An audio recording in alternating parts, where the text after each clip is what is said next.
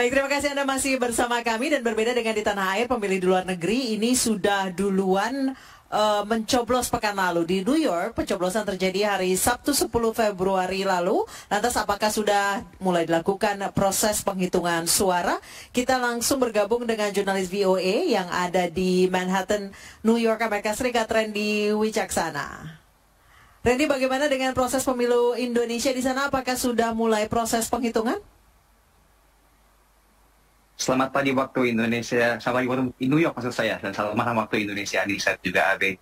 Berbeda dengan di tanah air ya, kita boleh di sini pemilunya duluan, tapi rekapitulasinya belakangan. Karena secara teknis Indonesia 12 jam lebih dulu daripada kita. Jadi sekarang masih tanggal 14 Februari pagi, dan baru akan mulai dilakukan rekapitulasi. Saya lihat langsung aja deh ya. Di belakang saya ini adalah lokasi yang akan menjadi tempat rekapitulasi nanti. Ada 5 pos yang akan digunakan untuk melakukan proses rekapitulasi nanti. Seperti bisa Anda lihat masih kosong karena sekarang masih pukul 9 pagi di New York, dan rekapitulasi di KJRI New York tempat saya berada saat ini baru mulai dilakukan nanti pukul 1 siang. Nah, di belakang saya itu, Abe, Anissa, ini kotak suara yang kemarin memang sengaja taruh di KJRI.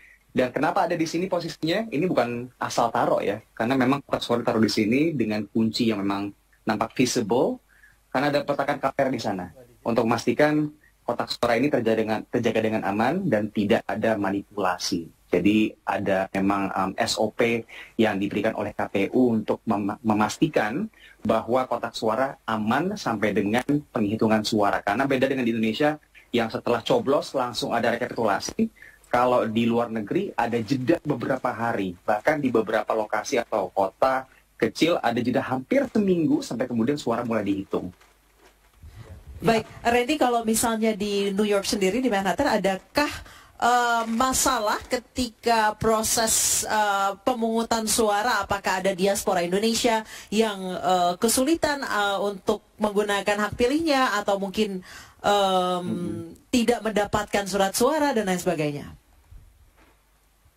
Ada banget, Anissa, ada banget. Karena beda kondisinya dengan di tanah air ya. Kalau di sana kan kita dimudahkan dengan proses pendataan yang cukup rapih, karena setiap rumah masuk ke dalam himpunan rumah tangga atau rukun warga ataupun kelurahan, kecamatan yang secara berkala melakukan sensus yang terdata dengan rapi. Kalau di luar negeri, khususnya di New York, ini hampir tidak mungkin dilakukan.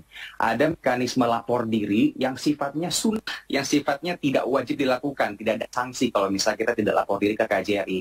Lapor diri ke KJRI mungkin baru biasa dilakukan oleh para diaspora Indonesia di sini ketika mau perpanjang paspor. Nah, paspor sendiri kan masih 5 tahun, jadi lapor dirinya bisa dilakukan ketika sudah pindah-pindah alamat, yang sangat lumrah terjadi. Jadi mobilisasi warga di New York ini memang relatif lebih tinggi dibandingkan dengan warga di kota-kota lain misalnya, karena variabel seperti pindah alamat, variabel seperti pindah keluar kota atau kembali ke tanah air, ini sesuatu yang hampir terjadi setiap hari. Jadinya misalnya tahun lalu kita sudah harus mendaftarkan diri untuk bisa masuk ke dalam DPT ya.